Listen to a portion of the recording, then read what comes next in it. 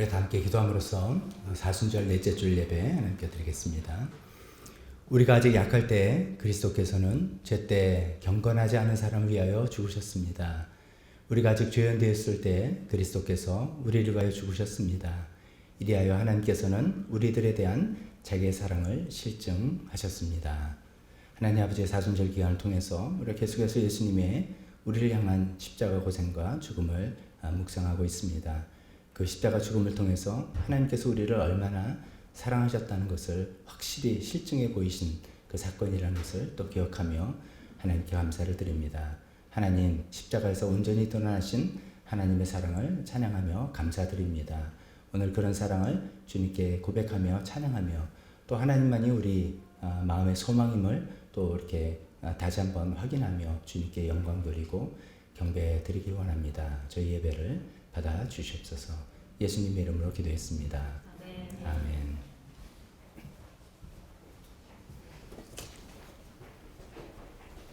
다 같이 일어서서 첫 찬송 오 거룩하신 주님 찬송가 중에 예수님의 고난을 우리가 묵상하는 그런 찬송입니다. 우리 가사 뜻을 잘 음미하면서 묵상하면서 생각하면서 찬송하면 좋겠습니다.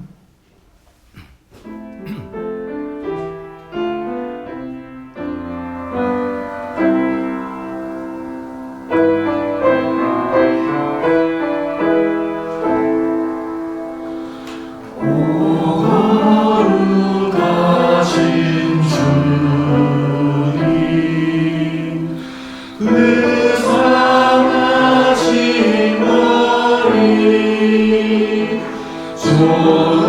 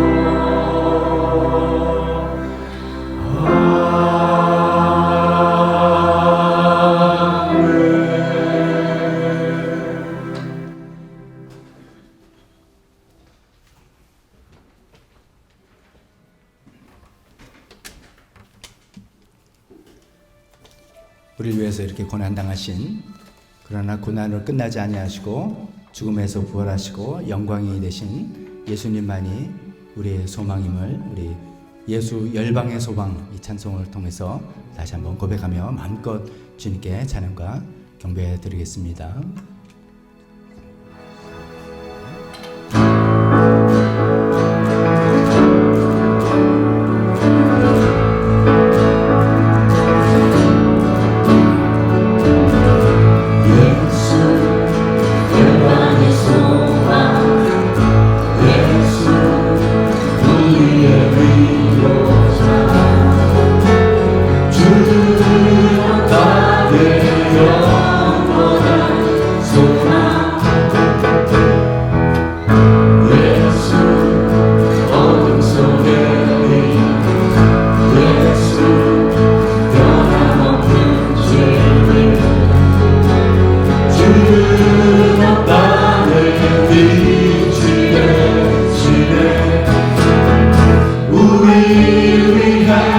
죽으시고 다시 사신 생명의 주님만이 소망이요 변함없는 반석이라 주님만이 온 세상을 비추시네. 또 죽음에서 부활하신 우리 구주 영광의 왕 주를 믿는 모든 자의 소망 되신 주를 믿네.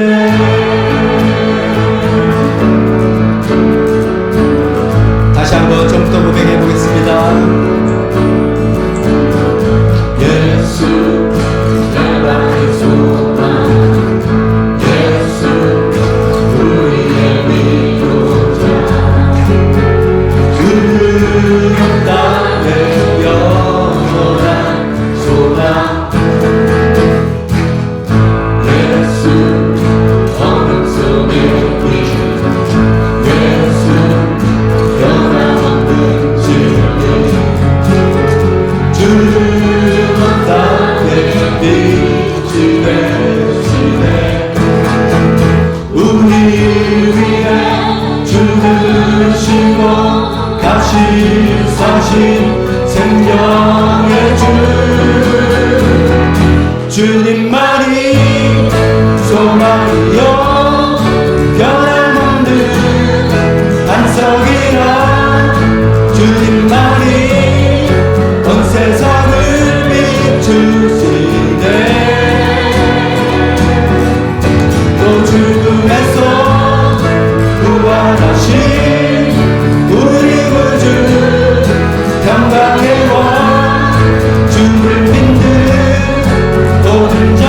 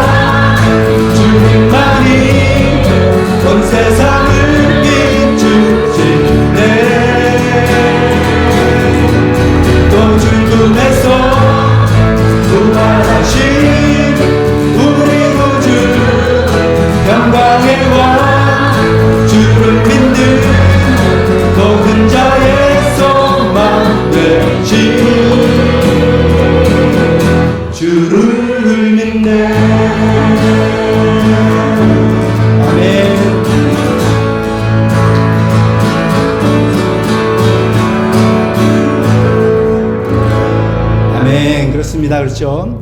우리가 3번 반복한 그 내용입니다. 우리 위해 죽으시고 다시 사신 생명의 주, 그 주님만이 우리의 소망이고 그것이 우리가 붙드는 믿음의 핵심입니다. 그 찬송을 가지고 주님께 나아갑니다. 그런 주님을 믿고 살아가는 우리 세상, 그러나 또 우리에게 많은 걱정, 근심, 무거운 짐을 안겨다 주는 세상을 또 우리가 일주일 동안 살다가 주님 앞에 나왔습니다. 우리가 걱정, 근심, 무거운 짐 참 힘들고 어렵지만 우리에게 진실하신 예수, 친구 예수님이 계십니다. 그 예수님께 우리 나와서 우리 짐을 다 주님께 토로하고 맡기고 알려드리고 주님을 의지하고 주님께서 도우시고 주님께서 주시는 그 참된 위로 얻겠습니다. 그런 고백으로 이 찬송을 우리가 잘 하시는 찬송이죠. 찬송 노래가 아니라고 생각합시다. 우리가 기도라고 생각합시다. 주님께 드리는 하소연이라고 생각합시다. 주님께 드리는 고백이라고 우리가 생각하면서 이 찬송을 주님께 드리도록 하겠습니다.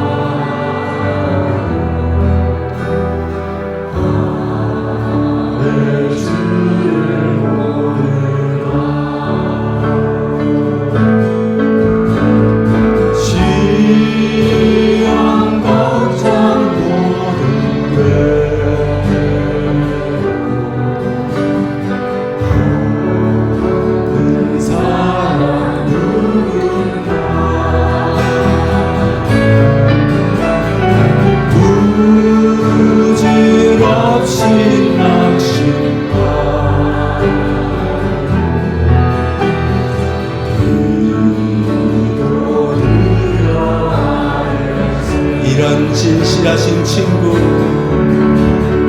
이런 진실하신 친구 찾아볼 수 있을까?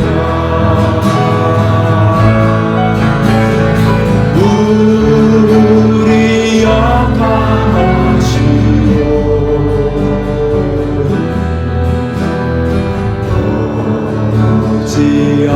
아니하를까. 올라갑니다.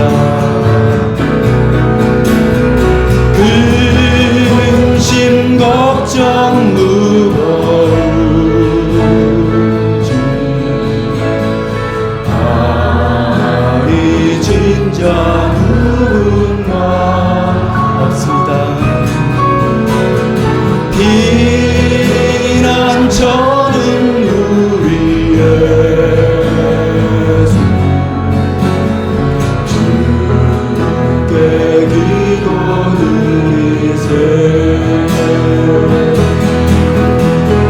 세상 진군 멸시하고 너를 조롱하여도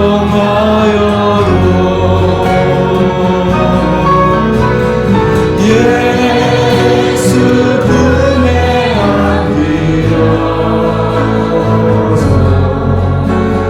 참된 위로가 이런 진실하신 친구, 이런 진실하신 친구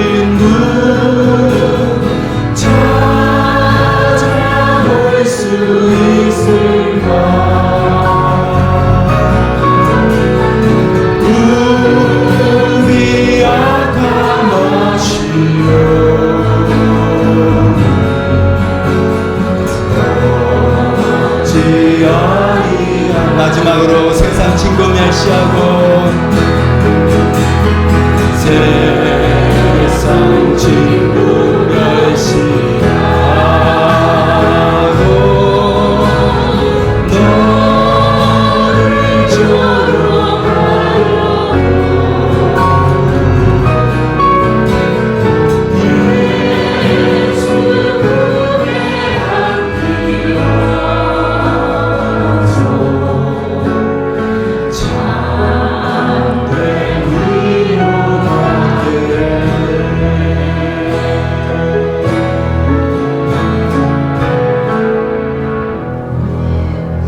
너를 잘 앉으시기 바랍니다.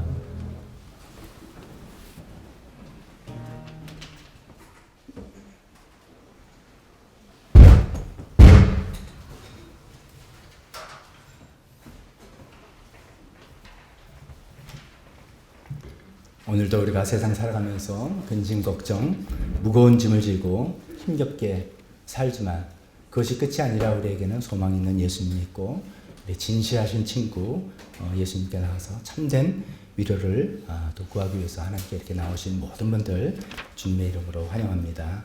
오늘은 사순절 넷째 주일을 맞이해서 우리 하나님께 예배드립니다.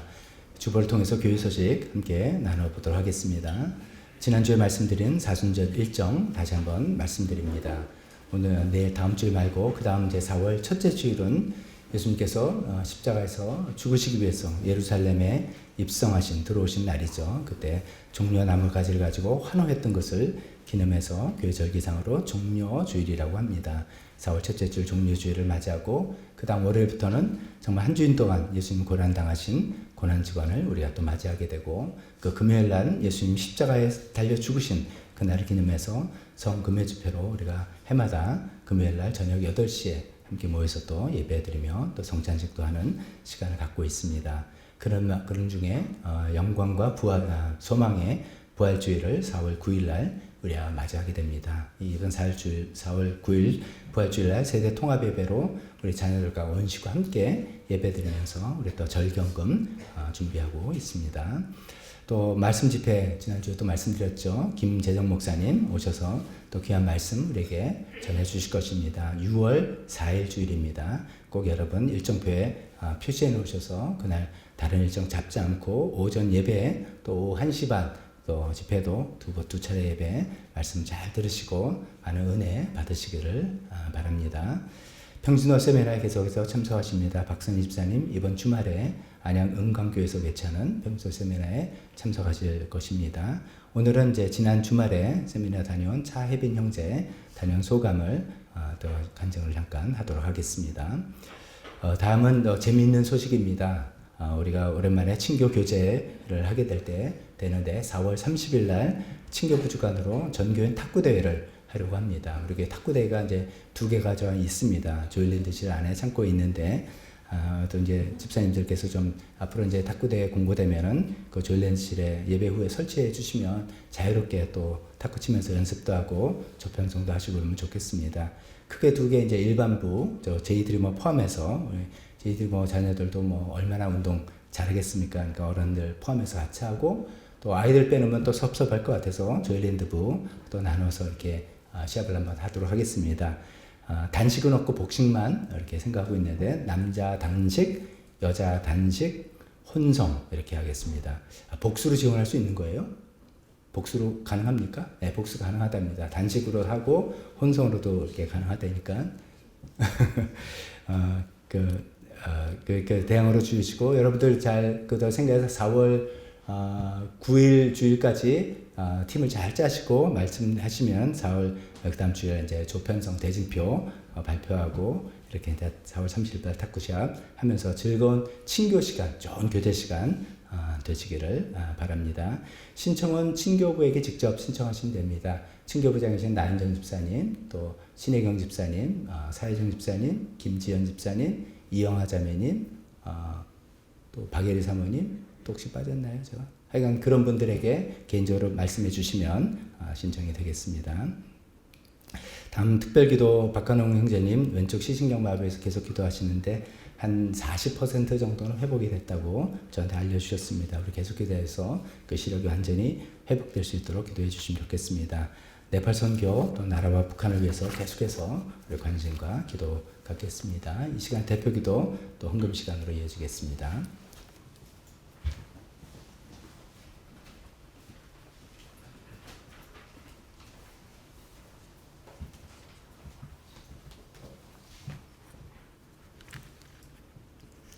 살아계신 아버지 하나님, 지난 겨울 얼었던 땅을 따스한 햇빛으로 녹이는 봄날, 거룩한 주일을 맞아 저희를 예배의 자리로 불러주셔서 감사합니다. 하나님을 떠나 세상 가운데 빠져 고통 속에 방황하는 저희를 위해 사람의 몸으로 이 땅에 오셔서 십자가를 지고 천국문을 열어주시고 우리를 구원해 주신 참선지자 예수 그리스도를 찬양합니다. 그런 십자가 보혈로 하나님의 영광스러운 자녀로 부름받았지만 연약한 저희는 여전히 죄 가운데 있음을 고백합니다. 우리 안에 있는 들보는 보지 못하면서 남의 티끌은 들추며 정죄했던 모습을 회개합니다. 저희가 누리는 사치와 풍요는 당연한 권세로 여기고 교만하게 굴었던 모든 죄악을 회개합니다. 선과 악의 갈림길에서 신앙적 양심의 눈을 감고 세상 유익만을 쫓다가 주일날이면 습관처럼 교회에 출석하는 잘못된 신앙 회개합니다.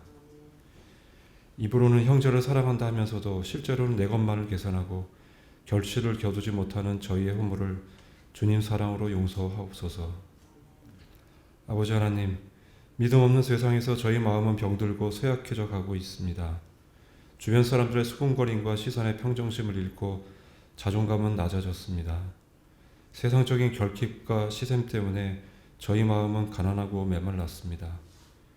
이 시간 십자가 앞에 이런 저희 연약함을 회개하오니 세상을 창조하시고 부활의 생명 주신 주님 사랑에 한시도 눈을 뗄 수 없도록 저희 마음과 생각을 온전히 주장하여 주시옵소서.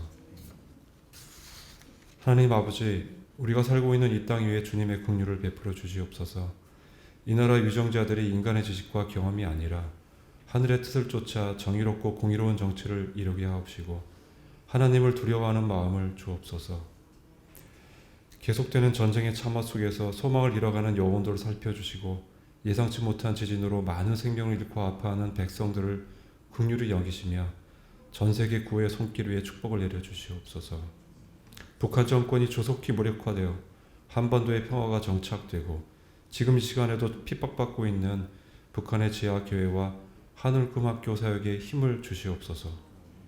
네팔의 개종금지법로부터 라지 목사님과 시티미션을 지켜주시고 수니타 자매와 비카스 형제가 있는 도단을 비롯한 당 건다기 실프메시 등 네팔의 선교지를 기억하여 주시옵소서. 다음 세대를 책임질 저희 자녀들을 위해 기도합니다. 새학년을 시작하는 조이랜드 조이콘 어르신들이 새로운 환경에 잘 적응하고 호기심으로 충만해서 믿음의 뿌리를 든든히 내리게 해 주시옵소서. 새로운 여정을 시작하는 제이들이며 절미들 앞에 소중한 인연의 복을 주시고 눈앞의 욕심과 경쟁보다는 미래의 큰 꿈을 품고서 하나님께 허락하신 청년 시절을 누릴 수 있도록 인도하여 주시옵소서. 이들을 하나님 사랑과 말씀으로 양육하는 목사님과 전도사님 그리고 선생님들의 헌신과 봉사 위에 하나님의 축복을 더해 주시옵소서. 목장 사역을 통해 하나님의 사랑을 실천하는 목자 목녀님들의 수고와 손길에 축복해 주시고 여러 선생님들이 올해 있을 평신도 세미나에 참석해서 가정교회를 더 잘할 수 있는 우리 사랑하는 교회가 될 수 있도록 저희들의 마음과 형편을 열어 주시옵소서. 청지기가 되기를 원합니다. 이 세상 모든 것은 주님의 것이며 그러므로 주님 뜻에 맞게 쓰기를 원하는 청지기가 되기를 원합니다. 주님과 이웃을 위해 섬길 때 풍성함으로 채워주시고 저희 교회 재정도 든든히 지켜주셔서 하나님께서 저희 사랑하는 교회에 부여하신 사명을 능히 감당할 수 있도록 인도하여 주시옵소서. 박건웅 형제님의 왼쪽 시진경 마비를 치료해 주시고 저희 부모 형제의 건강과 영혼 구원, 직장과 진로, 인간관계 등 모든 것을 아시는 주님께 간구드리오니 저희는 알 수 없는 하나님의 때와 방법으로 응답하셔서 주님의 은혜와 축복을 경험하는 한 해가 될 수 있도록 기도드립니다. 아버지 하나님, 저희 인생의 주인은 예수님임을 고백합니다. 사순절을 지내면서 저희를 위해 오신 예수님을 깊이 묵상하기를 원합니다. 주님 말씀과 행하신 놀라운 일들이 저희를 위한 하나님의 사랑임을 믿습니다. 오늘 예배를 인도하시는 박덕중 목사님께 하늘의 능력을 힘껏 부어주시고 저희의 죄와 잘못을 인정하고 하나님 안에서 영원히 날마다 새로워지게 하시며 예수님의 부활로 달라진 세상에서 전혀 다른 모습으로 나타나신 예수님을 알아볼 수 있는 순례의 사순절의 예배가 될 수 있도록 오늘도 인도하여 주시옵소서. 저희 예배 가운데 함께 하시는 주님의 은혜에 감사드리며 예수 그리스도 이름으로 기도합니다.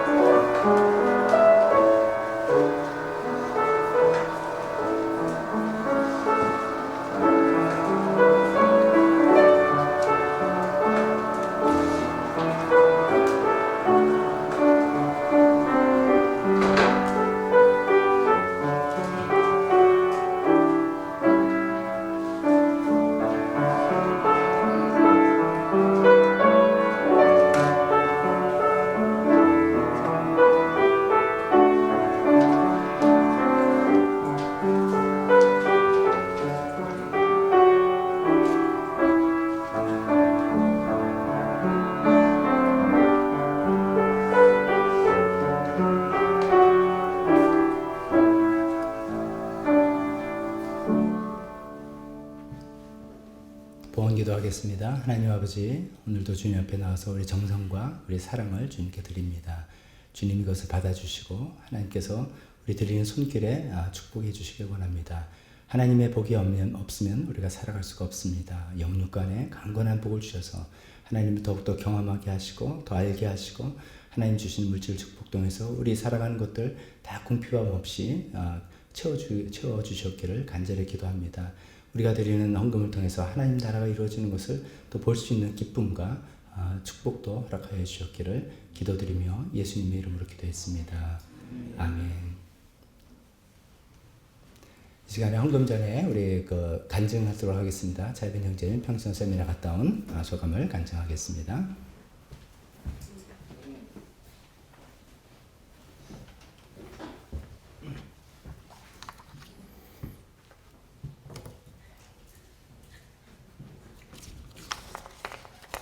안녕하세요. 저는 담비 목장의 차혜빈입니다.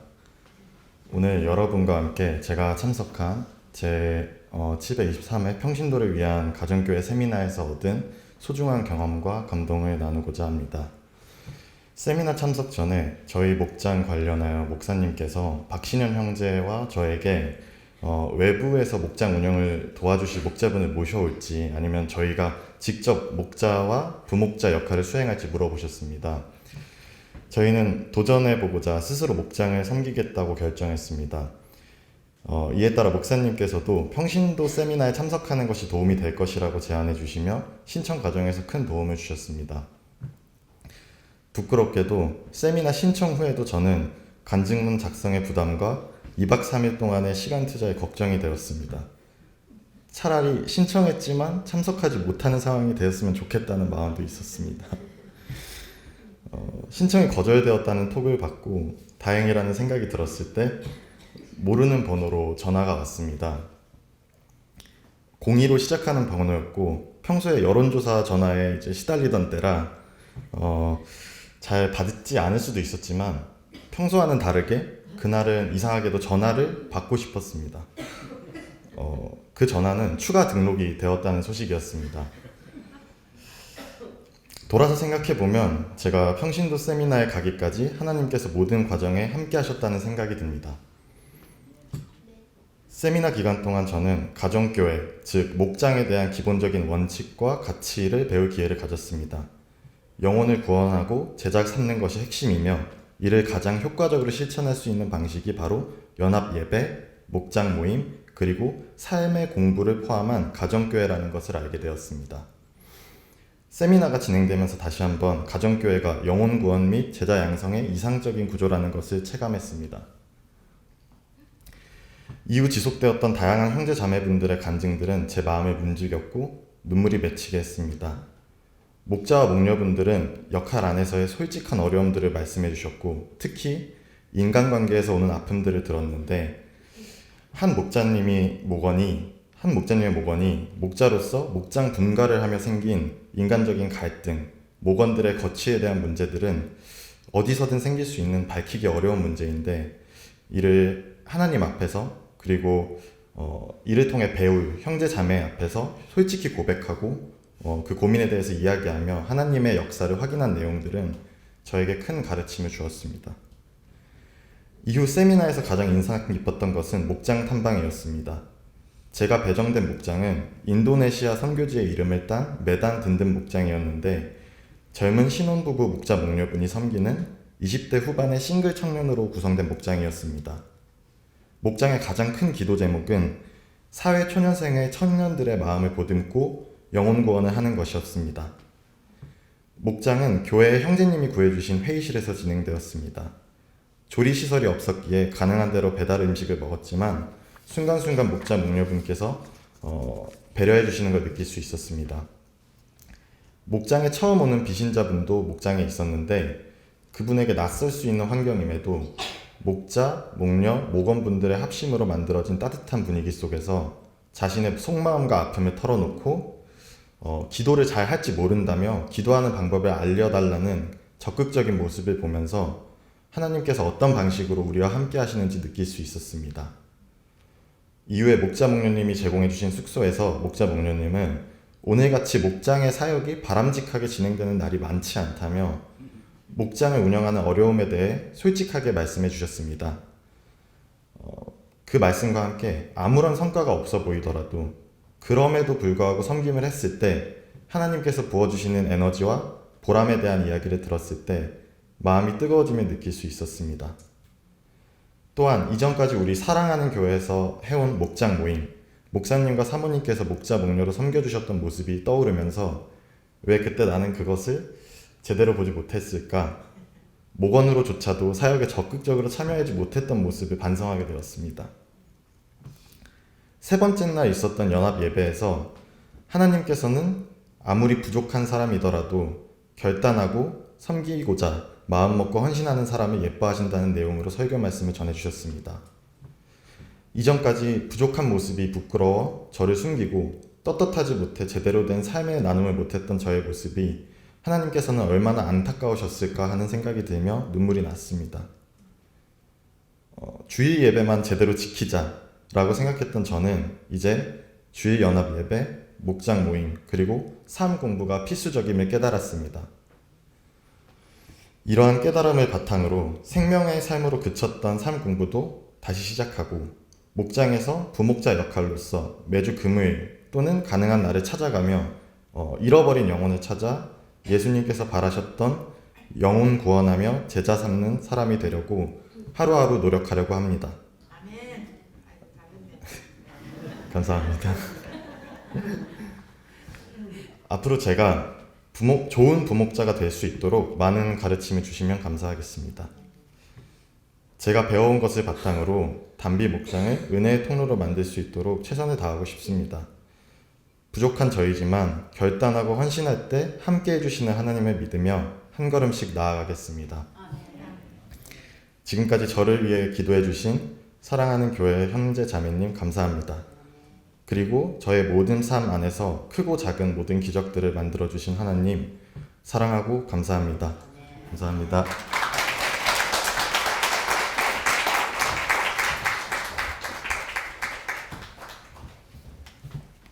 참 오랜만에 우리가 간증이에요. 코로나를 맞이하면서 이제 이런 시간 못했고 제 기억으로는 아마 그 난정 집사님 네 분 평시정 세미나 갔다 와서 간증하시고 그때는 없었던 거 아닌가 싶기도 한데 하여간 오랜만에 이렇게 우리 또 젊은 청년이 평시정 세미나 가서 이렇게 은혜 충만 이렇게 하고 와서 얼마나 또 기쁜지 그 결심이 주님의 뜻 가운데서 아름답게 또 이루어지도록 우리가 뒤에서 또 기도하고 후원하고 돕는 우리가 되면서 하나님의 영광을 함께 세워나갔으면 좋겠습니다. 감사합니다.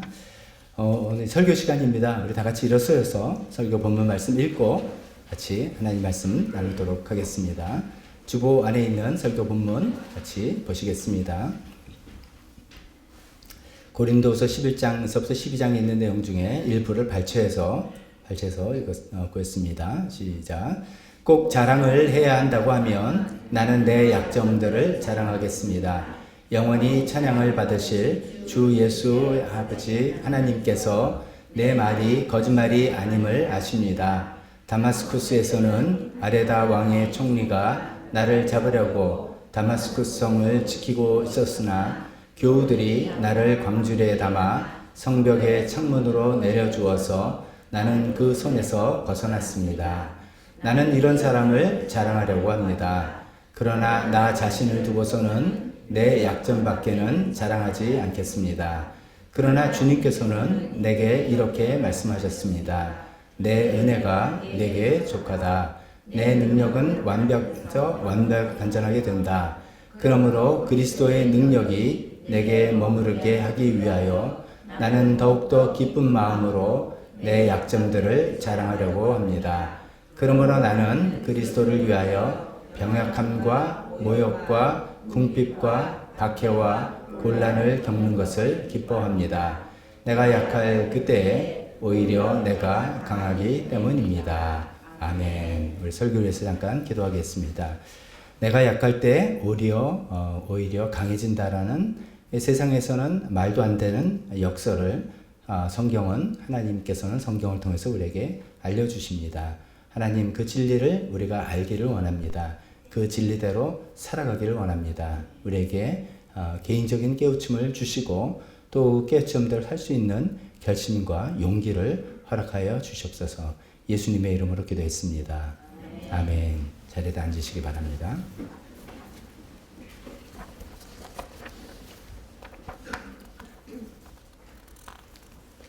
오늘 본문에 그 배경으로 되는 어떤 내용들을 제가 먼저 다른 이야기로 말씀을 드리겠습니다. 우리가 중세나 이런 때의 영화, 그러니까 유럽이죠. 우리나라 그 동양보다는 이런 때 영화를 보면 이제 성벽을 방어하는 측은 성벽을 넓게 쌓고 견견 성벽을 쌓고 거기서 이제 방어를 하죠.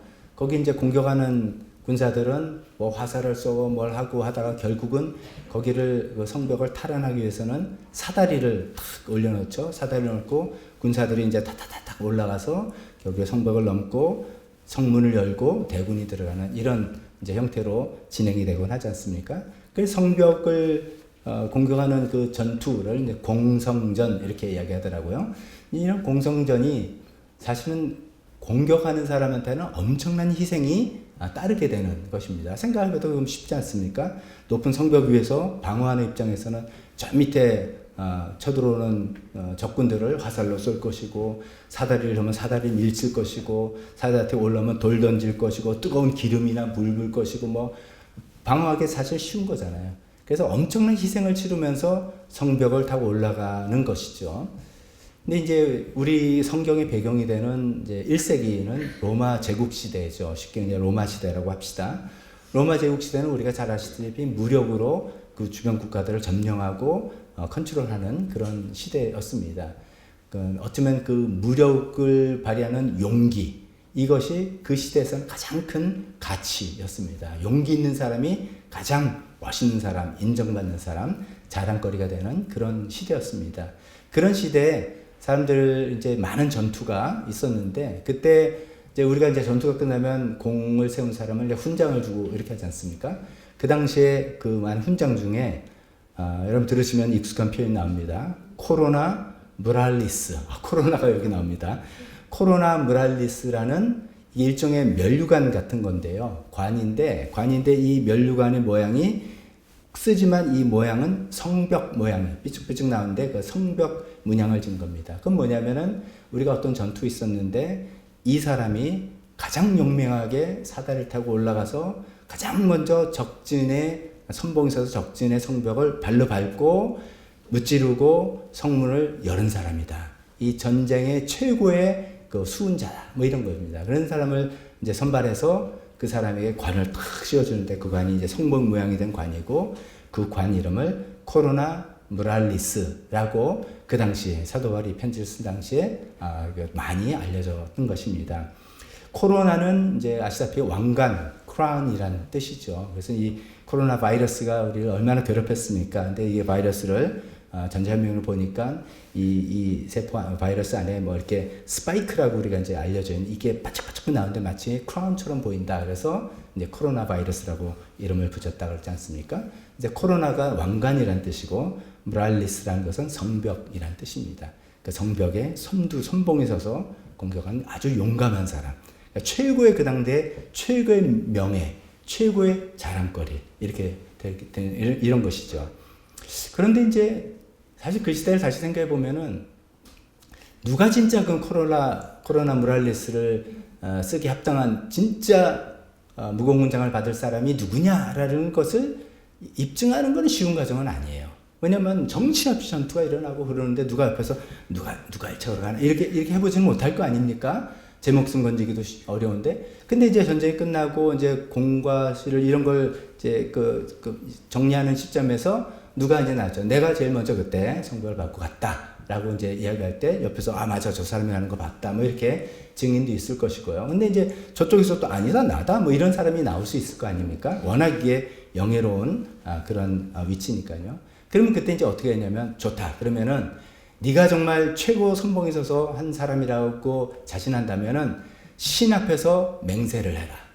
그 당시에는 이제 종교 시대니까 뭐 하나님, 우리가 믿는 성경 하나님 떠나서 다 신적 존재에 대한 강한 믿음이 있던 사회니까 그 앞에서 맹세하는 거는 굉장히 엄숙한 겁니다. 그래서 네가 만약에 진실을 말한다고 맹세를 해라. 근데 진실이 아니라면 너는 저주받을 것을 약속하면서 맹세해라. 그런 거예요. 그러면 이제 웬만한 사람은 저주받아 괜히 상 받으려고 저주받으면 안 되지. 그래서 아니라고 하는데 누가 난 진짜입니다. 납니다. 그러면 그들이 신 앞에 나와서 내가 제일 먼저 선봉에 나서 성벽을 점령한 사람입니다. 뭐 이렇게 맹세를 하는 것이죠. 제가 이 설명을 왜 드리냐면 오늘 이 본문 안에 갑자기 이상한 사도 바울이 이상한 이야기가 나와서 그런 겁니다. 31절에 뭐 꼭 자랑한다면 나의 약점을 자랑한다고 하면서도 갑자기 영원히 찬양을 받으실 주 예수의 아버지 하나님께서 내 말이 거짓말이 아님을 아십니다. 라는 이 짱뚱맞은 이야기 나온 것은 이런 배경을 두고 있는 것입니다. 그 당시 그 사람들은 이게 뭐 다 모든 사람이 알고 있는 거거든요. 거기서 누구나 이제 최고의 자랑거리인 코로나 무랄리스를 얻기 위해서 신 앞에서 엄숙하게 맹세를, 저주를 걸고 진실을 요하는 맹세를 하는데 사도 바울은 그런 심정으로 내가 진짜 솔직하게 내 거짓 없이 하나도 보탬 없이 그런 심정으로 나도 나의 자랑을 하겠는데 이건 나의 약점을 자랑한다 라는 이야기를 하고 있는 것입니다.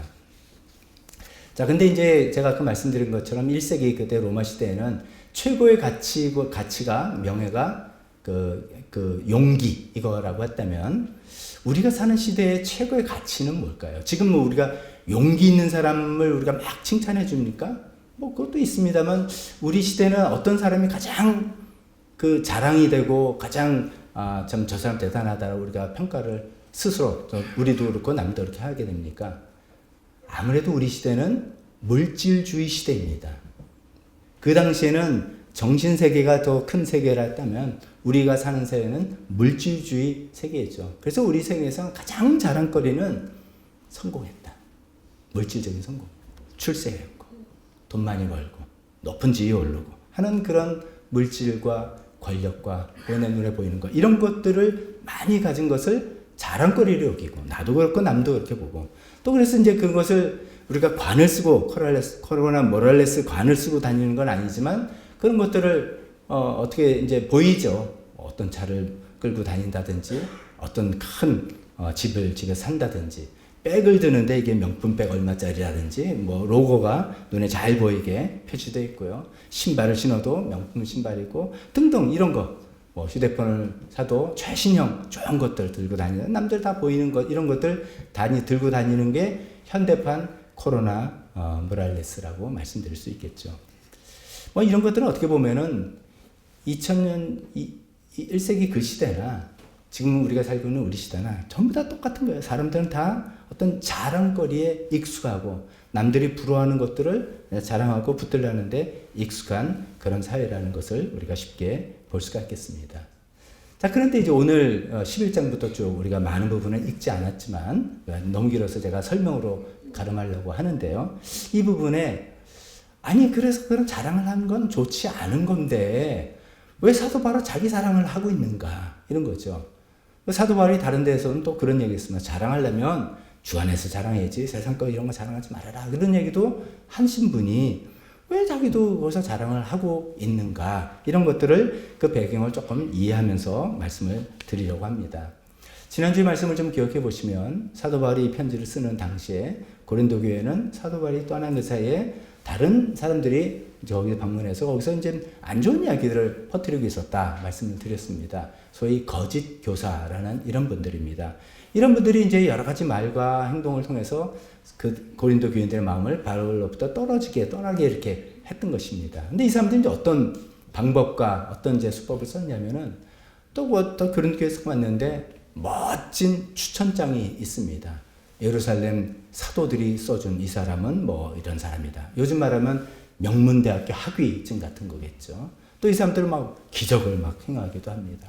말을 하는데 언변이 화려합니다. 말 들으면 쏙쏙 다 쏙쏙 귀에 쏙쏙 들어가면 너무 그냥 홀레당 빠지게 이야기합니다. 외모가 출중합니다. 이런 사람들이 와서 막 이야기를 하면서 결국 사도 바울은 그거 좀 잘못된 거야 라는 이야기를 하면서 나를 따르라고 이렇게 이야기를 해서 이 고린도 교인들의 마음이 홀라당 글로 뺏겼던 것을 그 지난주에 말씀드렸죠. 그런 상황에서 사도 바울이 이야기를 하는 겁니다.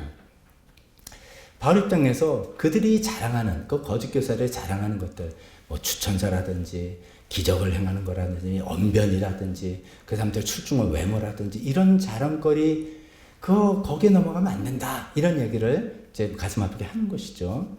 그런데 바울을 우리가 오해할 것은 아닌 게 바울도 적어도 이건 합니다. 그래 내 역할이 있어. 나는 고린도 교회를 개척한 것이 나의 역할이고 그 교회를 맡아서 또 성장 부흥시키는 거는 하나님께서 또 다른 사람에게 맡겼을 수 있어. 이거는 바울이 얼마든지 수용할 마음의 준비가 돼 있습니다. 그런데 사도 바울이 지금 이 안타깝게 이 글을 쓰는 거는 그들이 자랑을 해서 교인들의 마음을 뺏은 그런 것들이 전혀 복음과는 반대되는, 복음과는 상관없는 비복음적이고 오히려 반복음적인 그런 내용을 가지고 그들을 그런 자랑을 가지고 교인들의 마음을 빼앗고 그래서 또 교인들은 거기 마음이 빼앗겨서 넘어가는 이 상황은 이건 안 되겠다 하는 생각에서 이 글을 쓰고 있는 것입니다. 사도 바울이 오죽했으면 그 거짓 교사들을 이런 아주 무서운 표현을 센 표현을 썼습니다. 그들은 거짓 사도고 속이는 일꾼이고 그리스도의 사자로 가장하는 사람들이다. 속이는 일꾼이라니까 하나님을 위한 일꾼이 아니라 사탄을 위한 일꾼이다. 그래서 그 사탄은 광명한 천사자, 화려하게 나타나는 사탄의 지금 농락당해서 쓰임받는 그런 사람들이다. 그들이 주장하고 그들이 당신들에게 어필하는 이런 것들에 넘어가서는 안 된다. 이런 이야기를 하고 있는 것입니다. 그렇게 되면은 이제 사도 바울은 아무 자랑을 하지 않아야 되는데 사도 바울은 여기서 자기도 할 수 없이 자기 자랑을 한다라고 이야기합니다. 이 자랑은 그 사람들이 그런 거 가지고 자랑해? 야 나는 그보다 훨씬 더 센 거 있어 라고 해서 자랑 대 자랑을 지금의 대결하는 것이 절대로 아닙니다. 우리가 잘못하면 이 본문을 그렇게 이해할 수 있는데 그것이 절대로 아닙니다. 절대로 아닌 것을 사도 바울이 이렇게도 표현해요. 16절에 거듭말하지만 아무도 나를 어리석은 사람으로 생각하지 마십시오. 이런 자랑하는 건 사실 어리석은 사람이 하는 거예요. 근데 내가 지금 그렇게 보이고 싶지 않은데 오죽하면 내가 당신들에게 이런 말을 합니까? 그들의 자랑거리에 속아 넘어가지 마십시오. 그들의 자랑하는 것에 현혹되지 마십시오. 라고 하면서 할 수 없이 자기 이야기들을 하면서 오늘의 초점인 자신의 약점을 자랑하고 이야기하는 것으로 본문이 흘러가고 있습니다. 자, 이런 흐름 가운데 우리가 이제 익숙한 사도 바울이 자기에 대해서 설명하는 부분들을 우리가 맞이하게 됩니다. 27절에 보니까 자기 출신을 이야기합니다. 그 거짓 교사들이 정통 유대인이라는 것을 자랑했던 것입니다. 여기는 이방인 지역이기 때문에 그것에 약간 컴플렉스가 있을 수가 있겠죠. 그래서 진짜 이 사람들은 예루살렘 정통 유대인들이야. 복음이 예수님이 유대인이잖아. 이런 것들 생각했겠죠. 그래서 사도 바울이 나도 히브리 사람, 나도 이스라엘 사람, 나도 아브라함의 후손이다. 나도 정통 유대인이라는 것을 이야기하고 있습니다. 그 다음에 24절부터는 사도 바울이 복음을 전하면서 얼마나 많은 수고와 고생을 했는지를 쭉 나열합니다. 이런 얘기를 합니다. 40대를 맞으면 죽으니까 거기 하나를 감한 39대의 매를 유대인으로부터 내가 5번이나 맞았다. 또 내가 채찍질을 로마 채찍질 얼마나 무섭습니까? 3번이나 맞았다.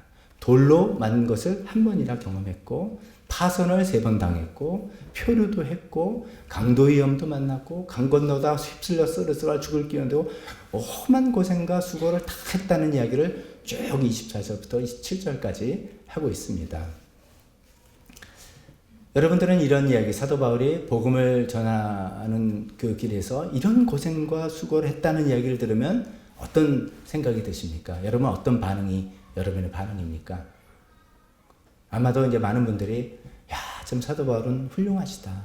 그리고 나는 정말 좀 부끄럽다. 나는 복음을 위해서 수고한 게 하나도 없네. 저분은 저렇게 고생하고 수고하셨구나. 좀 대단하시고 야, 그럼 내가 뭐 신앙생활 하면서 고생한다는 건, 야, 그건 말할 것도 안 되네. 정말 아무것도 아니네.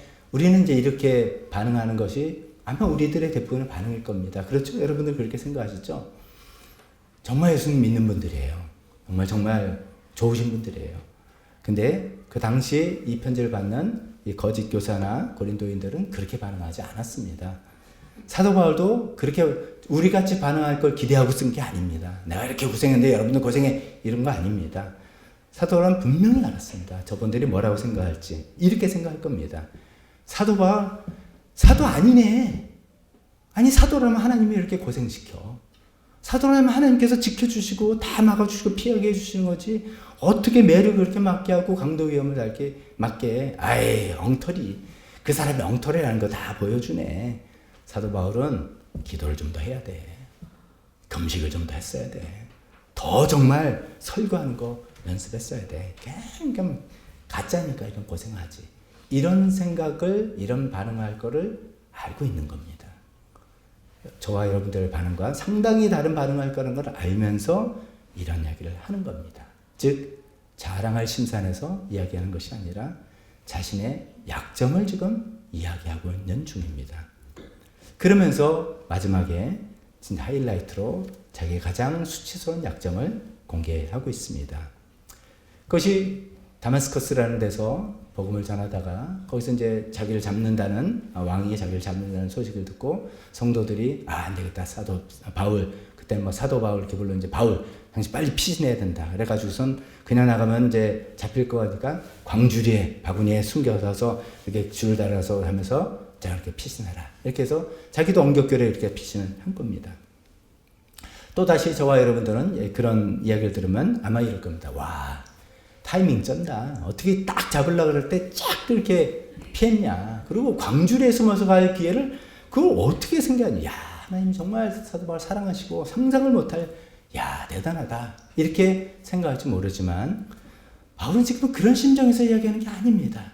제가 코로나 모렐레스 처음 얘기했죠. 그 당시의 가치관 뭡니까? 용맹, 용기가 최고인데 그런 시대에 나는 도망갔어요. 복음을 전하다가 도망간 겁쟁입니다. 이 얘기를 하는 거예요. 그러니까 자기를 드러내는 자랑이 아니라 자기의 수치와 자기의 부끄러운 점을 이야기하고 있는 중입니다.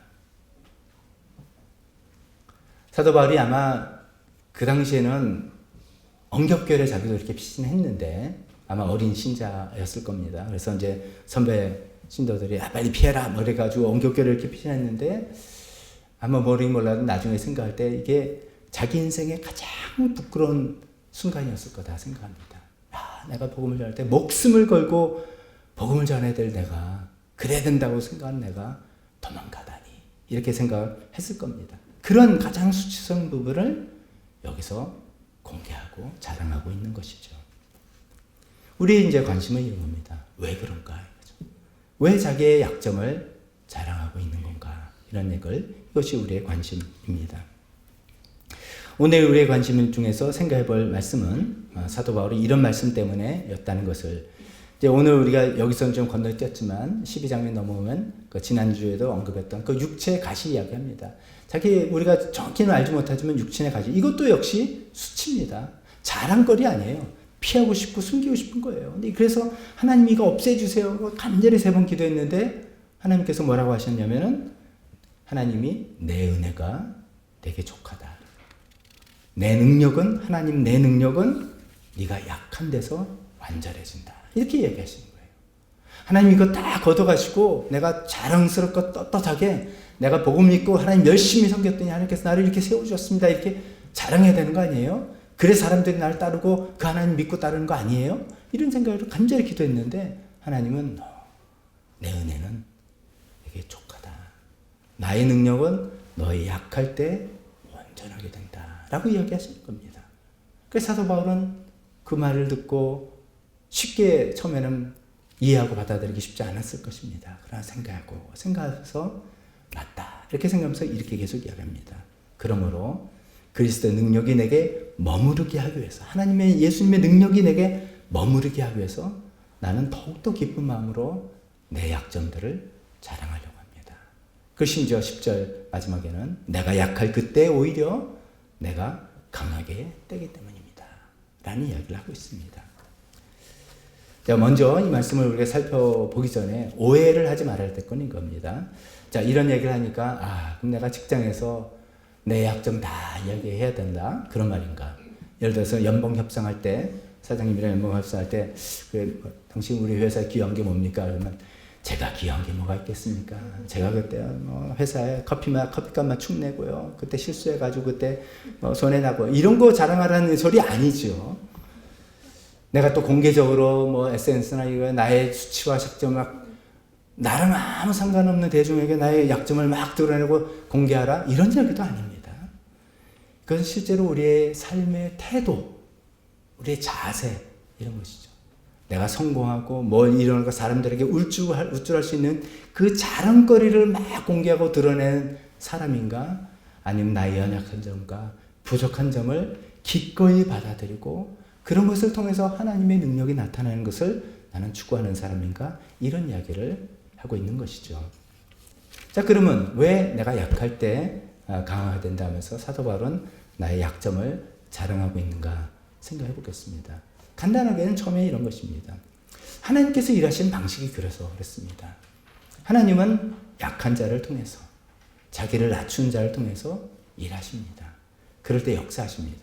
그럴 때 어떻게 보면 하나님 입장에서는 하나님의 능력과 영광이 가장 극대화되는 것이죠.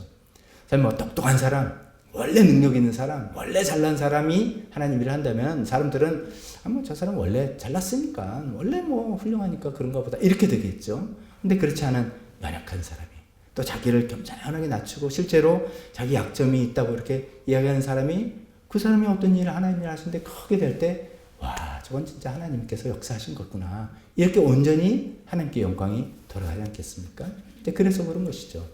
성경에도 많은 그런 예가 있죠. 구약에 이제 사사 기드온이 적군을 당해서 이제 싸움을 할 때 많은 사람들이 이제 기드온의 그 요청에 호응을 해서 수많은 이스라엘 군사가 이제 모였는데 하나님께서 이거 너무 많아. 이렇게 되면은 너네가 많이 모여서 너네 힘으로 이겼다고 생각할 건데 안 된다. 그래서 추려서 딱 300명, 굉장히 적은 300명의 소수로 전쟁을 이기게 했지 않습니까? 그게 이제 그런 얘기죠. 약한 자를, 자기를 낮춘 자를 통해서 역사하시는 하나님의 능력. 또 예수님께서 12제자를 선별할 때도 그랬죠. 당시 엘리트 아닌 거죠. 그냥 그냥 그저 그런 직업입니다. 세리, 당시에 천대 받던 사람, 유대인 사회에서는 멸시받던 그런 직업인데 그 사람들을 모아서 예수님께서 당신의 제자를 삼은 것도 동일한 원리인 것입니다. 그래서 우리 약점을 자랑하는 가장 간단한 첫 번째 이유는 하나님께서 그런 방식으로 일하시기 때문인 것이죠. 우리가 약할 때, 우리가 낮출 때, 우리 자신을 낮출 때 하나님께서 그걸 들어서서 하나님께서 역사하시고 하나님이 영광을 드러내시기 때문인 것이죠. 그런데 저는 이제 오늘 우리가 강의 설교 이제 본문을 쭉 따라 읽으면서 기도하면서 준비하면서 그것만은 아닌 것 같다는 생각이 자꾸만 듭니다. 제가 이제 서론 아까 처음 말씀드렸죠. 사도 바울이 왜 이 자랑을 하는가? 잘못 생각하면 이렇습니다. 거짓 교사들, 그 사람들 그렇게 자랑해? 출신이 어떻고 기적을 베풀고 해? 나는 더 있어. 나는 셋째 하늘 갔다 온 사람이고, 난 주님을 직접 본 사람, 자랑을 따져? 야, 내가 더 있어. 라고 하는 이런 자랑 대결 구도가 아니라는 것입니다.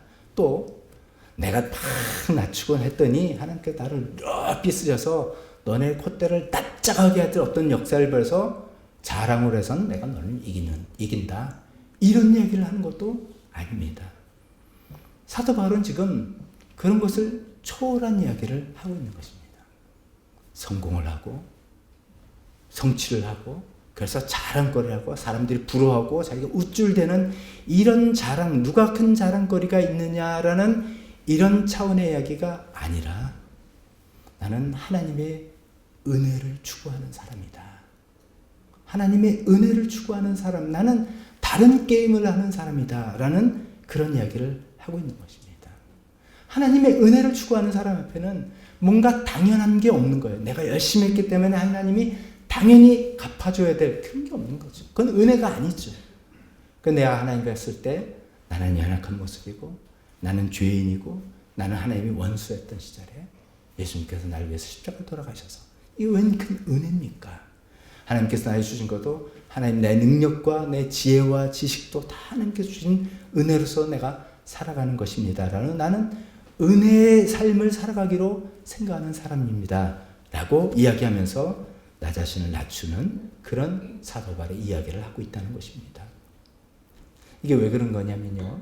우리가 잘못 생각하면 내가 약할 때 강하게 된다는 것을 아주 고도의 성공 방정식으로 이해할 수가 있습니다.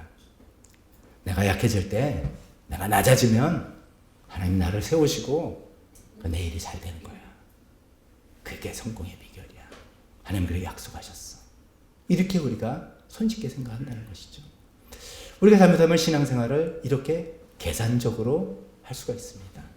하나님과 give and take로 그런 거래 방식으로 행할 수가 있겠습니다. 하나님, 제가 하나님께 열심 드릴게요. 하나님, 제가 헌신 드릴게요. 하나님, 저에게 축복과 성공 주세요. I give, I take. 하나님 주셔서 give and take. 그건 은혜가 아니죠. 하나님, 약점 자랑하라고 할게요. 약점 자랑할게요. 나 자신을 낮추라고 부인하라고 할게요. 나 자신 부인하고 난 낮추겠습니다. 그럼 하나님이 나를 강하게 해주시고 나를 높이 세워주실 거죠. 다 기대가 있는 거예요. 그건 은혜가 아니죠. 그렇게 된 건 당연한 겁니다. 그렇게 안 해줄 때 우리가 어떻게 생각합니까? 섭섭합니다. 하나님, 내가 이렇게 열심히 했는데, 내가 이렇게 헌신하고 희생했는데 왜 안 와요? 약점 자랑하라면서요. 다 낮추고 공개했고 노출했는데 돌아가는 건 비난이고 뭐 하나님 나를 세워주셔야 되는데 왜 이게 안 합니까? 실망하게 됩니다.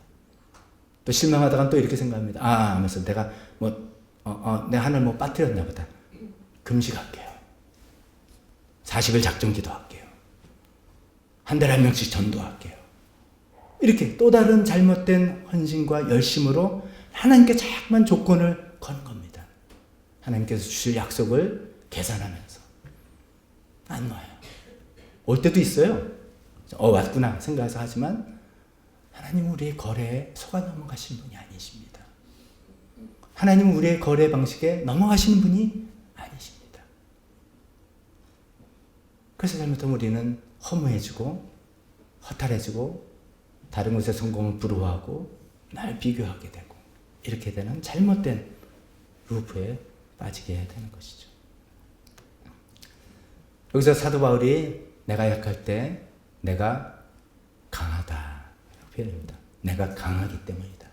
이 강함은 내가 강한 자가 된다는 것하고 또 다릅니다. 하나님의 강한 역사가 난다는 것하고 또 다릅니다. 또 하나님은 뭐라고 하셨냐면 내 능력은 하나님의 능력은 네가 약할 때 완전해진다라고 했습니다. 뜻은 네가 약해지면 내가 축복과 성공을 부어주리라. 이런 약속하고는 좀 거리가 멀 수가 있습니다. 어떤 강함인가? 사도 바울이 쭉 지금 이야기하는 논지를 생각하면 세상의 자랑거리로 서로 지금 싸우는 게 아니라 그랬죠. 그러니까 전혀 그런 게 아닙니다. 사도 바울이 여기서 이야기하고 성경이 사도 바울을 통해서 우리에게 이야기해 주시는 이 강함은 세상에서 너는 더 자랑스러운 사람이 되고 강한 사람이 될 거야 하는 이런 약속의 이야기가 아니라 어쩌면 이런 겁니다. 사도 바울이 그 마지막 10절에 이런 고백을 하지 않습니까?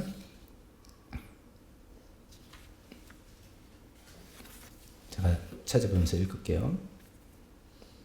나는 그리스도를 위하여 병약함과 모욕과 궁핍과 박해와 곤란을 겪는 것을 기뻐합니다. 이게 뭐냐면 그런데도 사도 바울이 그렇게 열심히 주님을 섬기는데도 병이 안 낫는 거예요. 그 육체 가시가 병일 거라고 짐작한다 했죠. 간질 혹은 안질 이런 거지 않습니까? 혹은 대머리 뭐 이런 거. 모욕을 당하는 것. 집이 거짓 사도들에게 모욕을 당하고 있고 고린도 교인들 자기가 개척하고 믿게 한 성도들에게 모욕을 당하고 있는 거예요. 궁핍하고 박해당하고 곤란한 일이 잘 안 풀리는 거예요. 예수님 잘 믿으면 일이 척척척 풀려야 되는데 이 곤란한 일이 안 풀리는 그런 건데 그것을 기뻐할 수 있는 능력, 그것을 기뻐할 수 있는 강함이 생겼다는 것입니다. 오해하지 마십시오. 그럼 뭐 예수님 믿어봤자 아무 소용없나? 잘 되는 일은 하나도 없네? 이렇게 생각하시지 마시고 하나님께서 은혜를 베푸시죠. 그래서 정말 우리가 하나님 뜻 살 때 우리가 어여삐 여기셔서 우리 일들을 축복해 주셔서 길을 열어주시고 은혜를 베풀어 주시고 물질적으로 세상적인 은혜를 베풀어 주시지 않습니까? 제가 말씀드리고 싶은 거는 이게 거래 조건이 아니라는 것입니다. 내가 약하고 내가 낮아질 때 하나님께서 나를 우뚝 세우셔서 세상에 더 큰 자랑거리를 날 세워준다고 약속하시는 거래 조건이 아니라는 것입니다. 사도 바울이 그 얘기를 하고 있는 것이 아니란 말씀입니다. 오히려 이런 것입니다. 나의 그 약점, 나의 그 답답함, 나의 곤란한 상황을 변화시켜 주시지 않는 하나님을 끝까지 신뢰하고 그 하나님께 신실하게 대할 수 있는 능력. 이것이 강함입니다. 하나님의 그 은혜를 사모하고 세상의 어떤 성공과 자랑거리를 추구하는 게 아니라 하나님의 은혜를 사모하고 그 은혜가 세상의 그 어떤 것보다도 바꿀 수 없다라고 생각할 수 있는 그런 강함, 그런 강함을 이야기하는 것입니다. 그래서 내가 어떤 상황에 처하더라도 든든하게 설 수 있는 그 강함, 그런 것을 이야기하고 있는 것입니다. 마치 우리가 잘 알면서도 굉장히 많이 오해하고 있는 빌립보서 4장 12절 말씀하고 연결될 수 있습니다. 말씀이 이렇게 되어 있죠. 나는 비천하게 살 줄도 알고 풍족하게 살 줄도 압니다. 배부르거나 굶주리거나 풍족하거나 궁핍하거나 그 어떤 경우에도 적응할 수 있는 비결을 배웠습니다. 여기는 별로 관심이 없고요. 우리 관심은 그 다음의 부분입니다. 나에게 능력을 주시는 분 안에서 나는 모든 것을 할 수 있습니다. 앞에 거는 생각 관심 없고 뒤에 것을 우리가 붙듭니다. 하나님께 나에게 능력을 주시는, 내가 약함을 자랑할 때 하나님 나를 강함으로 세워줄 거야. 나를 강한 자로 만들어 주실 거야. 이렇게 우리가 생각하는데 여기서 이게 능력이란 그런 능력이 아닙니다. 여기서 강함이란 그런 강함이 아닙니다. 비천하게 살 줄도 알고 풍족하게 살 줄도 알고 비천하게 돼도 낙심해서 시험 들어가지고 하나님을 원망하고 믿어봤자 아무 소용없구나 그런 마음에 빠지지 않고 풍족하게 될 때도 돈 많다고 기고만장해가지고 세상에 무서운 거 하나도 없고 돈은 다 자기만 위해서 쓰는 그런 것도 아니고 내가 풍족하거나 궁핍하거나 어떤 경우에도 적응할 수 있는, 어떤 경우에도 하나님을 신뢰할 수 있는, 어떤 경우에도 신실하게 하나님 믿고 따를 수 있는 그런 강함, 그런 능력, 그런 것들을 하나님께서 주시겠다는 것입니다. 제가 몇 주 전에 그 목회자 칼럼에서 이런 글을 썼죠. 답 없이 사는 삶 배우기. 그래서 미국 어떤 유명한 그런 신학자가 참 너무나 미스테리어스하죠. 정말 훌륭한 신학자고 신실하신 하나님의 사람인데 부인이 심한 정신질환을 앓고 뭐 제가 지면이 짧아서 간단하게 썼지만 뭐 이루 말할 수 없는 여러 가지 끔찍하고 이런 일이 어떻게 일어날까라는 일들을 겪고 결국은 그 부인이 이혼을 강요하고 그래서 이혼을 해주고 그 부인은 자살 생애를 마감하는 그런 일을 당한 것입니다. 그런데 그분이 하는 이야기가 그런 것이잖아요. 지금 제가 이제 설명 풀어서 표현한다면 이거죠. 내 인생에 왜 이런 일이 생겼지? 나 그 이유를 모르고 답도 모른다. 사실 우리가 인생을 살아가면서 이유와 답을 아는 것보다 모르는 게 더 많지 않습니까? 이유와 답을 모르는 게 사실 더 많습니다. 그래서 분명히 알려주겠다고 하는 사람들 조심해야 됩니다. 세상 그렇게 뭐 흑백놀이로 딱딱 떨어지는 게 아니지 않습니까? 이유도 모르고 답도 모르지만 하나님은 안다. 그분의 고백은 뭐죠? 하나님을, 나를 잘 아시는 하나님을, 나는 그 하나님은 알아. 그래서 그 하나님을 신뢰하면서 살아가겠다라는 고백 아니겠습니까? 그것이 강함입니다. 그것이 능력입니다. 그것이 우리 약점을 드러내고 하나님께 솔직하게 인정을 받아들일 때, 사실은 하나님 앞에서 자신 있지 않은 사람은 자기 약점을 드러낼 수 없습니다. 이제 아까 차이빈 형제 이제 간증하면서 가장 이제 은혜 받았던 부분 중에 하나가, 평신 세미나 하면 이제 대표 간증들을 하는데, 그분 중에 이제 그런 일반적으로 말하면 성공 사례 보여주고 싶은 거거든요. 그러니까 가정교회 하면요, 이렇게 잘 되고 이렇게 정말 잘 좋습니다, 이런 얘기를 이제 어쩌면 해야 될 거를 보여주는 거고 그렇게 기대를 하는데, 뜻밖의 그 간증에 분가하는 과정에서 뭐 힘들었던 뭐 감정의 어려움들 이런 것들을 좀 실패죠. 그거는 약점이죠. 그것을 드러낸 건데, 그런 것이 은혜가 되는 것이죠. 그래서 이제 아마 자기도 사실 신청해놓고 안 됐으면 좋겠다라는 것을 솔직히 또 이야기한 게 아닌가 싶습니다. 또 그게 또 공감이 되고, 그래, 그런 거지. 다 그런 우리 약점들을 하나님 앞에서 자신 있으니까, 하나님 앞에 하나님의 사랑 앞에 자신 있으니까 그 약점을 내놓는데, 그럴 때 하나님의 강한 능력이 우리 안에 임합니다. 우리가 어떤 상황에 처지하다도 하나님 믿고 신뢰하고 의지하고 하나님께 신실하게 대할 수 있는 그런 하나님의 능력이 여러분 마음 가운데 충만해지는 그런 우리 모두가 되시기를 주님의 이름으로 축원합니다. 기도하겠습니다. 우리 반주하실 때 혹시 오늘 말씀을 통해서 하나님께서 여러분에게 어떤 말씀을 하시는 게 있다면, 혹시 나는 너무 세상적인 자랑거리만 추구한 게 아닌가? 야, 그거 덧없구나. 정말 사도 바울 같은 참 어떻게 보면 너무나 멋있는 사람이구나. 하나님 앞에서 얼마나 자신 있으면 자기 약점까지도 이렇게 드러내고 기뻐하고 자랑할 수 있을까? 그 자신감의 근거는 뭘까? 나는 왜 그게 없을까? 또 고민해 보시기도 하고, 내가 그것을 주님 앞에 솔직하게 내놓고 자랑할 때 하나님의 강함이 내 안에 가득 차서 하나님을 끝까지 신뢰하고 신실하게 대할 수 있는 그 어떤 것도 나를 흔들 수 없는 그 능력이 내게 임한다는 거, 주님, 저 그런 거 원합니다. 그렇게 되길 원합니다.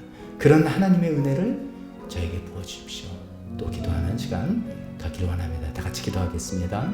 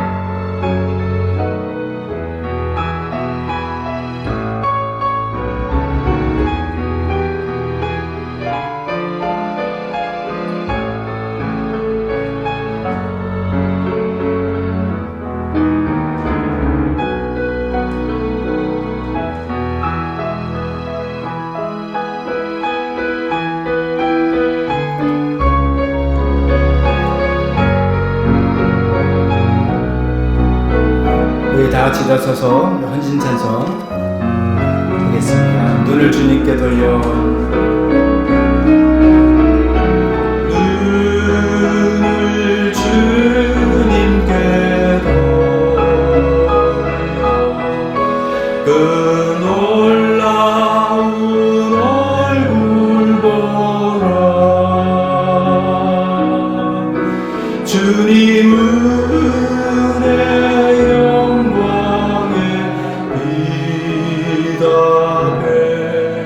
세상 근심은 사라지네.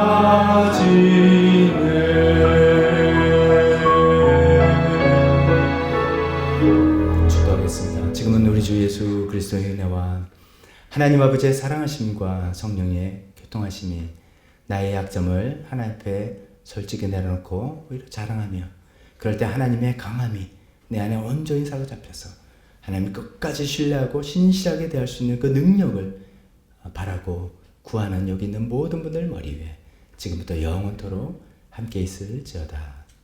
아멘.